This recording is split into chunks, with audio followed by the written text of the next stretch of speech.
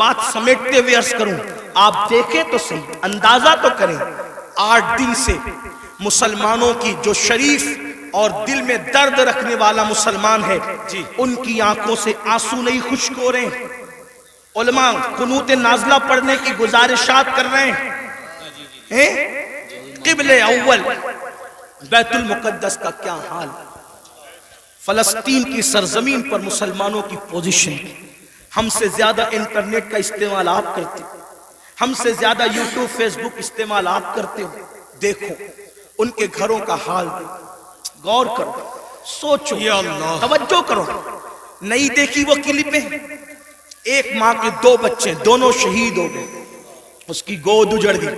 میں یہاں جو مائیں اور بہنیں موجود ہیں ان سے کہنا چاہتا ہوں، کسی ماں کی گود کا درد ایک عورت سے زیادہ کون محسوس کر سکتا ہے؟ لیکن ہم کیا کر رہے ہیں پتہ ہے؟ ہم اتنا بڑا کارنامہ انجام دے رہے ہیں اس میں، فلسطین کے مسلمانوں کے اس میں، کہ جو ویڈیو اور جو کلپیں اور فوٹوز آ رہے ہیں بس ایک دوسرے کو گروپ میں شیئر کر رہے ہیں، دیکھو یہ ہو رہا ہے، یہ ہو رہا ہے۔ ان کے لیے کیا گیا؟ ان کے دکھ میں کہاں شریک ہو تم؟ بتاؤ۔ اللہ کے رسول صلی اللہ علیہ وسلم نے فرمایا مومن ایک جسم کی طرح ہوتا ہے، جسم کے کسی بھی حصے کو تکلیف پہنچے پورا جسم تڑپے گا۔ آنکھ میں اگر کچرا چلا جائے آنکھ روئے گی، دماغ مشورہ دے گا، ہاتھ حرکت کرے گا، پلان بنے گا، کچرا نکالا جائے گا۔ کوئی یہ کہے گا کہ نہیں، ہاتھ یہ نہیں کہے گا کہ مجھے تکلیف نہیں ہے میں کچھ نہیں کروں گا، دماغ کہے گا کہ مجھے کوئی پرابلم نہیں ہے میں کچھ نہیں کروں گا، مجھے کیا، میں تو نہیں۔ جب تک جسم میں جان ہے کوئی تک گزرو، پیر درد کر رہا ہے، آنکھ رو رہی ہے، دل دھڑک رہا ہے، حالانکہ آنکھ اور پیر میں کتنا فاصلہ ہے، ہاتھ بے چین ہو رہا ہے، دل کی دھڑکنیں تیز ہو رہی ہے، کب تک؟ جب تک جسم میں جان ہے۔ لیکن جان نکل گئی پھر اس کو مارو کاٹو کچھ بھی کرو، کوئی تکلیف ہوگی، کوئی درد ہوگا؟ نہیں ہوگا۔ تو جب تک مسلمانوں میں ایمان ہے کسی بھی مسلمان کو دنیا کے خطے میں تکلیف پہنچے گی وہ تڑپے گا، وہ بے چین ہوگا، وہ بلبلائے گا، وہ بلکے گا۔ آپ سے پوچھتا ہوں کیا دکھ میں شریک ہوئے؟ ہاتھ مت اٹھانا، لیکن اپنے آپ میں ڈوب کر سوچو کتنے مسلمان ہیں جنہوں نے فلسطینی مسلمانوں کے لیے اللہ کی بارگاہ میں رو رو کر دعا کی۔ جو قوم اتنی خود غرض ہو کہ وہ اپنے پڑوس میں رہنے والے بھائی کے دکھ پر نہیں روتا، وہ فلسطینیوں کے دکھ پہ کیا روئے گا؟ ان سے کوئی تمہارا رشتہ نہیں ہے؟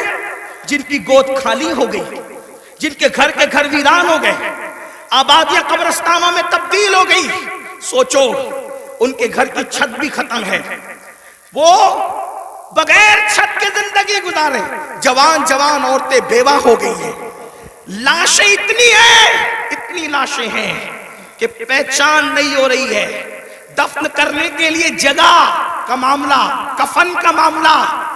ایک لیڈیز کی 1 منٹ کی کلپ میرے کان میں آئی، میں پوری سن نہ سکا، تڑپ گیا۔ وہ کہہ رہی تھی انگلش میں کہ ہمارے چھوٹے چھوٹے فلسطینی بچے اب اپنے ہاتھوں پر نام لکھ رہے ہیں، اور اپنے ہاتھوں پر اس لیے نام لکھ رہے ہیں کہ ان کو ایسا لگتا ہے پتہ نہیں ظالم اسرائیل کی طرف سے کب بم برس جائے اور ہم مر جائیں تو نام ہاتھ پہ لکھ دے تاکہ ہمارے گھر والے اسی نام کی وجہ سے ہمیں پہچان سکیں۔ کوئی تعلق نہیں ان سے آپ کا۔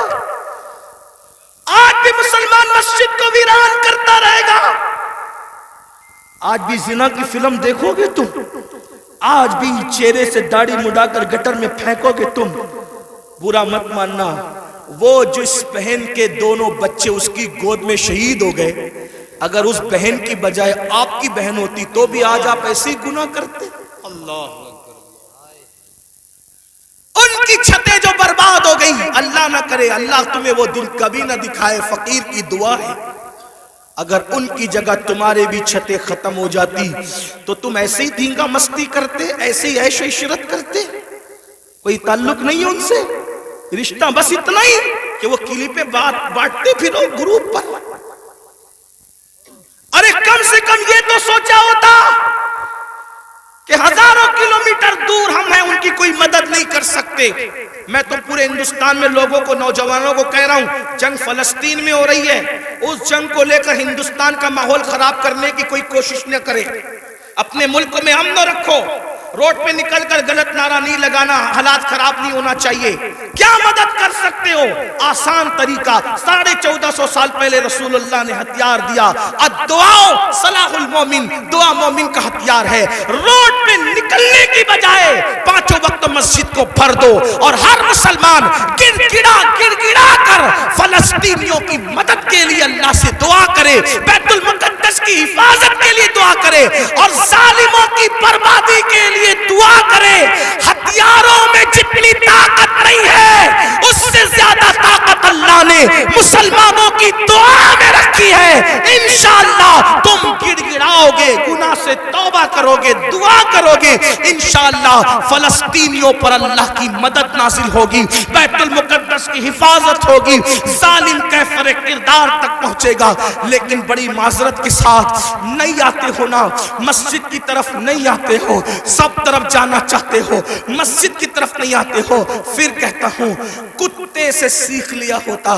جب کوئی کتے کو ڈنڈا مارتا ہے تو کتا چلاتے ہوئے کسی اور کے دروازے پہ نہیں جاتا، کتا چلاتے ہوئے اپنے مالک کے دروازے پہ آتا ہے. کتے کو پتا ہے کوئی مار رہا ہے، اگر مار سے مجھے کوئی بچا سکتا ہے تو میرا مالک ہی بچا سکتا ہے. مسلمانوں، دنیا تمہیں اتنا پیٹ رہی ہے، دنیا تمہیں اتنا لوٹ رہی ہے، کتا پٹنے کے بعد مالک کی چوکھٹ پہ آ جاتا ہے. تم انسان ہو کر کب آؤ گے مالک کے دروازے پر؟ اللہ کے دروازے پہ کب آؤ گے؟ یاد رکھنا، کل بھی اپنے مسائل کا حل اللہ کی چوکھٹ پہ تھا، خدا کے در پہ تھا. آج بھی اپنے مسائل کا حل اللہ کی بارگاہ میں ہے. پلٹ آؤ اللہ کی طرف. کہیں پناہ نہیں ملے گی، پناہ ملے گی تو اسی کی بارگاہ میں ملے گی. رجوع ہو جاؤ اس کی طرف. گناہ کر کے نہ کسی کو عزت ملی ہے نہ آپ کو عزت مل سکتی ہے. مجھے پتا ہے ان ہزاروں جوانوں میں کچھ ایسے سعادت مند چہرے مجھے نظر آ رہے ہیں جن کے دلوں میں واقعی امت کا درد ہے، قوم کا درد ہے. وہ پلٹیں گے، وہ توبہ کریں گے، وہ نادم ہوں گے. ہاں میری قوم کے جوانوں، ضرور یاد رکھو، ہر دروازے پہ جا کر کے اگر انسان جرم کا اعتراف کرتا ہے، دنیا کی عدالتوں کا دستور ہے جہاں پر جرم کو قبول کر لو تو عدالتیں سزا سناتی ہے. ایک میرے اللہ کی عدالت ہے، وہاں جرم قبول کر لو تو سزا نہیں سنائی جاتی بلکہ معاف کر دیا جاتا ہے. ہر جگہ کا دستور ہے کہ اگر جرم قبول کر لو تو لوگ ذلیل کرتے ہیں. یہ میرے اللہ کی شان ہے، جرم قبول کر لو تو یحب التوابین کا خوبصورت تمغہ گلے میں ڈال دیا جاتا ہے اور محبوب بنا لیا جاتا ہے. تو آؤ نا میرے بھائیو، اللہ سے دور کیوں ہو؟ وہ اللہ جس کا فرمان ہے کوئی میری طرف چل کے آتا ہے تو میری رحمتیں اس کی طرف دوڑ کر جاتی ہے. یاد رکھنا، لڑکا لڑکی کے ناجائز تعلقات میں کوئی لطف نہیں ہے، یہ توائی ہے. آؤ اللہ سے تعلق جوڑیں. کیا بات، واہ، آؤ اس کے قریب ہو جائیں. سبحان اللہ. میں نے تو یہ بزرگوں سے سنا بھی اور محسوس بھی کیا، سب سے تعلق جوڑنا مشکل ہے. توجہ ہے؟ کیا بات جی حضرت. رضا نگر رامپور والوں توجہ ہے، گرد نواز سے آنے والے، سب سے تعلقات بنانا مشکل ہے. سب سے آسان اگر کسی سے تعلق بنانا ہے تو اللہ سے. جلدی ناراض نہیں ہوتا، سبحان اللہ. توجہ، کیا بات. جلدی ناراض نہیں ہوتا، جلدی راضی ہو جاتا. ہیں؟ رب کو منانا بہت آسان ہے، لیکن یہ میری قوم کی جفاکاریوں کا ماتم کون کرے؟ سب کو منانا چاہتے ہیں، رب کو نہیں منانا چاہتے، کیونکہ رب کی ناراضگی کی ان کے پاس اہمیت کیا ہے؟ سیٹ ناراض نہیں ہونا چاہیے، بیوی ناراض نہیں ہونا، حتیٰ کہ جن بچوں کو ہم نے پیدا کیا، جو ہم سے وہ بچے ناراض نہیں ہونا چاہیے. بچے کہے بیٹا ابا کھلونا لے کر آنا، بھول گئے تو کہتے بیٹا سوری، سوری بیٹا نہیں لا سکا، بھول گیا نا، کل لائیں گے. اس سنڈے نہیں لے کر کے چلے تفریح کے لیے. ہم بھی 50 بار سوری بول چکے اپنے بچوں کو، اس لیے کہہ رہا ہوں. ہاں لیکن آپ سے پوچھتا ہوں، اپنے چھوٹے چھوٹے بچوں کو منانے کی فکر ہے؟ وہ یار، وہ رب. اب ذرا غور کرو، اس کی نعمت پہ غور. چلے بات میں ختم کرنے لگا تھا، لیکن ایک بات بہت سوچنے کی ہے. جی حضرت. اس کی نعمتوں پہ غور کر. اللہ تعالیٰ پیدا ہونے سے لے کے مرے دم تک ہمیں آکسیجن دیتا ہے. اپنے گھر پہ کیا بل آتا ہے مہینے کا؟ کیا بات. کسی گھر بھیجا اللہ پاک نے کوئی بل بھیجا؟ کچھ مانگا اللہ نے؟ اگر 8 گھنٹے ڈاکٹر آکسیجن لگائے نا تو اتنا لمبا بل آتا ہے کہ انسان سوچنے لگتا ہے کہ میں کہاں چلا گیا تھا. یہی ہے نا؟ جی. ڈاکٹر نے 8 گھنٹے کی آکسیجن دی تو ہزاروں وصول کر لیا ہے نا؟ ہے نا؟ اللہ تعالیٰ نے پوری زندگی آکسیجن ہمیں فری میں. کچھ مانگا؟ بولو تو کچھ مانگا اللہ نے؟ مجھے بتاؤ تو صحیح. کچھ مانگا اللہ نے؟ کچھ نہیں. یہ زمین اللہ نے دی ہے چلنے کی، آسمان کا سائبان. میرے بھائی جب سوتے ہو نا تو یہ کیڑے مکوڑے ہمارے ناک اور کان میں نہیں جاتے. 99% لوگوں کے کان میں کیڑے مکوڑے، حالانکہ کیڑے کی فطرت ہے کہ جب سوراخ دیکھے گا تو اس میں گھس جائے گا. کیوں نہیں جاتے پتہ ہے؟ 60 فرشتے ہر انسان پر اللہ نے حفاظت کے لیے مقرر کر رکھا. ناک اور کان میں کیڑے بھی نہ جائے میرا اللہ بچاتا ہے. سوچو تو صحیح نہیں. غور کرو. گھر سے نکلتے ہو نا اللہ کا نام لے کر، 2 فرشتے حفاظت کے لیے مقرر کرتا ہے جب تک گھر پر لوٹ نہیں جاتے. ماں کے سینے میں دودھ کس نے پیدا کیا؟ پیدا ہونے سے پہلے اللہ نے. اور سینے میں دودھ پیدا کرنے کے بعد ماں کے دل میں ممتا بھی پیدا کی کہ اس کو پلا. اگر اللہ نفرت پیدا کرتا تو درجنوں عورتیں ایسی ہیں جو اپنے بچوں کو چھوڑ کے ہاسپٹل میں بھاگ گئی. اگر ہماری ماں بھی چھوڑ کے بھاگ گئی ہوتی تو عزت کے ساتھ ایسے بیٹھتے یہاں؟ تو اس ماں کے دل میں کس نے پیار دیا؟ خود سردی میں ہمارے پیشاب پہ سوتی رہی اور ہمیں گرم بستر پہ سلایا. کس نے پیار دیا اس کے دل میں؟ اللہ نے. کھڑے ہونے کی طاقت کس نے دی؟ جاؤ لنگڑوں سے پوچھو پیر کی قیمت کیا ہوتی ہے. جاؤ پوچھو. جتنی بے وفائی کرنا ہے میرے اللہ کے ساتھ کر لو، ایک دن اللہ کی عدالت ہے. اندھوں سے پوچھو آنکھ کی قیمت کیا ہوتی ہے. اگر اللہ آنکھ چھین لے اربوں خربوں روپے بھی دے کر کے تم اخیارے نہیں ہو سکتے. اسی کی دی ہوئی آنکھوں سے اسی کی نافرمانی اس کے نبی کے دل پہ کیا گزرتی ہوگی؟ سوچو تو صحیح. جا کر کے پوچھو زبان کی قیمت کیا ہوتی ہے. جس کی آواز نہیں نکلتی، جس کو منہ نہیں ہے، اتنی ساری نعمتیں لے کر بیٹھے ہو، پھر اس سے بے وفائی. اقبال نے کہا تھا بتوں کو تجھ سے امید، بتوں سے تجھ کو امیدیں، خدا سے نامی دی. مجھے بتا تو صحیح اور کافری کیا ہے؟ کفر کس چیز کا نام ہے؟ کہتے ہو اللہ نے ہمیں دیا کیا؟ میں نے کہا لگا قیمت آنکھ کی، لگا قیمت کان کی، لگا قیمت زبان کی، لگا قیمت کڈنیوں کی، لگا قیمت خون کی. ارے جن کو ڈائلیسس کیا جاتا ہے ان کو کتنے روپے ہر مہینے خرچ کرنے ہوتے ہیں. میرا اللہ روزانہ تازہ خون پیدا کرتا ہے. کچھ مانگتا ہے اس کے عوض میں؟ کچھ نہیں مانگتا. پھر بھی اس سے بے وفائی. کب تک ادھر ادھر بھٹکتے رہو گے؟ موت ہے. کب تک اس سے جفا کرو گے؟ موت ہے. کب تک اس کو ناراض کرو گے؟ موت ہے. میرے بھائیوں اتنا سوچو، دنیا میں اتنا دیا ہے، آخرت میں کتنا دے گا؟ وفادار تو بن کے دیکھ، وفادار تو بن کے دیکھ. سب کے لیے روئے ہونا، کبھی میرے اللہ کے لیے بھی رو کے دیکھ. سب سے دوستی کا ہاتھ بڑھایا نا، کبھی اس کے بھی دوستی کا ہاتھ اس سے بھی بڑھا کے دیکھو. کبھی ادھر بھی قریب آ کر دیکھو. میں پورے یقین سے کہہ رہا ہوں جس دن تم اس کے ہو جاؤ گے تمہیں کسی کی دعا کی ضرورت بھی نہیں پڑے گی. تم خود جس کے سر پہ ہاتھ رکھ دو گے اس کی قسمت بدل جائے گی. جس کے گھر میں تم جا کے بیٹھ جاؤ گے برکتوں کا نزول ہوگا. اس کے ہو کے تو دیکھو. آسان ہے اس کا بننا. گناہ سے نکلو، توبہ کرو، اللہ کو مناؤ، اللہ کو گڑ گڑاؤ، اللہ کی بارگاہ میں گڑ گڑاؤ، آہو بکا کرو. سب کے لیے رو چکے اس کے لیے رو کے دیکھو کتنا سکون ملتا ہے. سب کے پاس گڑ گڑا چکے, اس کے پاس گڑ گڑا کے دیکھو کتنا قرار ملتا ہے. سب کے یہاں عرضیاں لگا چکے, اس کی بارگاہ میں عرضیاں لگا کر کے دیکھو. آخری جو بات کہنی ہے سنیں. ایک بہت خوبصورت جوان تھے, حضور علیہ السلام ان سے پیار کرتے تھے کیونکہ جوانی میں وہ سردار بن گئے تھے. سردار کس کے؟ قبیلے کے, قبیلے کے سردار بن گئے تھے. اس خوبصورت جوان کا نام حدیث میں دہیہ کلبی آتا ہے. بنو کلب کے سردار تھے, دہیہ نام تھا, دہیہ کلبی. حضور کی تمنا تھی یہ جوان سدھر جائے. یہ جوان, حضور جوانوں سے بہت پیار کرتے تھے اور جوانوں کے سدھرنے پہ حضور کو بڑی خوشی ہوتی تھی. اور حضور علیہ السلام جن جوانوں کے پیچھے قوم ہوتی تھی ان جوانوں کے لیے بہت دعائیں بھی کرتے تھے, اس لیے کہ جوان جوان ہوتا ہے.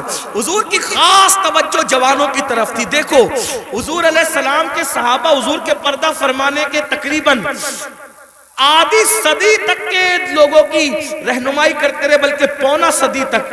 تو جو لوگ سب جوان تھے تبھی تو نا. سعد ابن ابی وقاص اس وقت جنگ میں شریک ہوئے جب ان کے چہرے پہ داڑھی بھی نہیں نکلی تھی. مولا علی 9 سال یا 8 سال کی عمر کے تھے جب آپ نے کلمہ پڑھا. حضرت سیدنا فاروق اعظم 30-32 سال کے تھے جب آپ نے کلمہ پڑھا. حضور نے ٹارگٹ جوانوں کو کیا, اس لیے میرا بھی دلچسپی کا عنوان میری قوم کے جوان ہے. مجھے پتا ہے جب کوئی جوان سدھرے گا انقلاب آئے گا, بلکہ جوان سدھرے گا تو بڈھے اور بچے دونوں سدھر جائیں گے. کیوں؟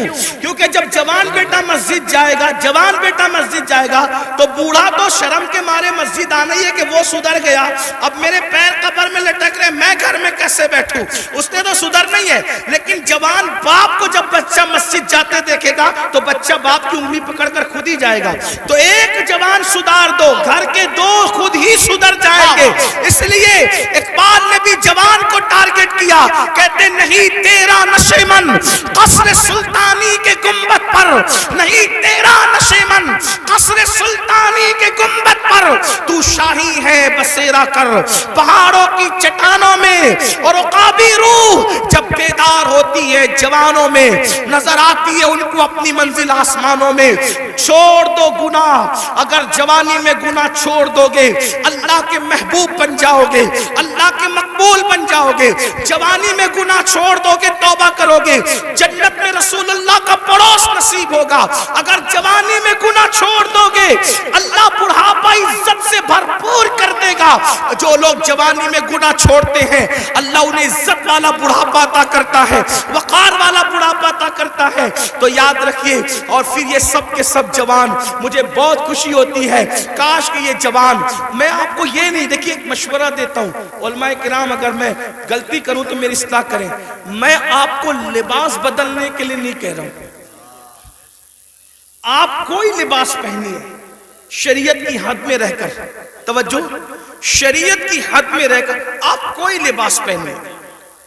آپ کو میں دل بدلنے کے لیے کہہ رہا ہوں, کردار بدلنے کے لیے کہہ رہا ہوں. ہمارے یہاں لباس جبے کبے کرتے کی وہ اہمیت نہیں ہے جو خشیت ربانی کی اہمیت ہے. لباس کوئی ہو, دل خوف اور خشیت والا ہو, سر پہ امامہ ہو یا نہ ہو, لیکن کردار متاثر کرنے والا ہو.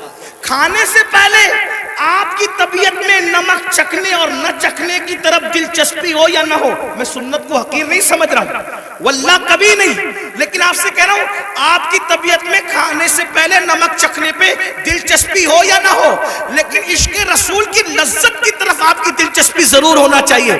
اہمیت اس طرف ہے, چہرے سنوارنے کی بجائے کردار سنوارو. اپنے سروں کی ٹوپیاں خوبصورت کرنے کی بجائے اپنے کردار کو خوبصورت کرو. اگر کوئی 2 گھنٹہ بس میں تمہارے بازو میں سفر کر لے تو وہ کتنا بھی کٹر متعصب ہو, اس کی فکر بدل جانا چاہیے. اور جب وہ کسی اپنے سے ملے تو کہہ کے ملے میں بھی کسی مسلمان کے ساتھ سفر کر چکا ہوں. لوگ جو کہتے ہیں مسلمان ایسے نہیں ہوتے بلکہ مسلمان تو ایسے ہوا کرتے. ایک بات مجھے یہاں یاد آئی, بات آگے بڑھانے سے پہلے ایک بات. ایک بس میں ایک مسلمان سفر کر رہا تھا, تو جو کنڈکٹر ہوتا ہے تو وہ اس نے جان بوجھ کر ٹکٹ لینے والے مسلمان کو کچھ پیسے زیادہ دے دی. جان بوجھ کر. توجہ کرنا, لوگ لوگ ہماری کتابوں کی اسٹڈی نہیں کر رہے ہیں, لوگ ہم سے اسلام سیکھنا چاہ رہے, سمجھنا چاہ رہے. اگر آپ اس نیت سے سدھر کے رہو, آپ اس نیت سے سدھر کے رہو کہ کم از کم میری وجہ سے کوئی اسلام سے بدظن نہیں ہونا چاہیے, یہ سوچ کے سدھر جاؤ میرے بھائی. اور اگر آپ کی وجہ سے کوئی اسلام سے بدظن ہوگا, یہ وہ نقصان ہے کہ قیامت تک اس نقصان کا خمیازہ بھگتنا پڑے گا. اس لیے کردار کے دھنی بنو. تو کچھ پیسے زیادہ بس کے کنڈکٹر نے اس کو مسلمان کو دے دی, اور اس کے بعد اس نے تجاول عارفانہ سے کام لیا, یعنی کہ اس نے جان کر انجانا ہو گیا. مسلمان نے پیسے گنے اور گننے کے بعد اس نے اس کو بلا کر کہا کہ کنڈکٹر صاحب, یہ پیسے آپ نے مجھے کچھ زیادہ دے دیے ہیں, یہ واپس لے لو. اس نے کہا نہیں میں نے زیادہ نہیں دیے, وہ ایسے ہی ہے. کہا نہیں میں نے گنا ہے, یہ زیادہ, آپ لے لیں اس کو, آپ لے لیں. کہا آخر میں نے نہیں دیے تو کیوں لوں؟ تو کہا یہ آپ کو لینے پڑیں گے کیونکہ میرا مذہب میں اس کی اجازت نہیں ہے. تب کنڈکٹر نے کہا دنیا جھوٹ بولتی ہے, تم سچے ہو. لوگ کہتے ہیں مسلمان ایسے ہوتے ہیں, مسلمان واقعی ایسے.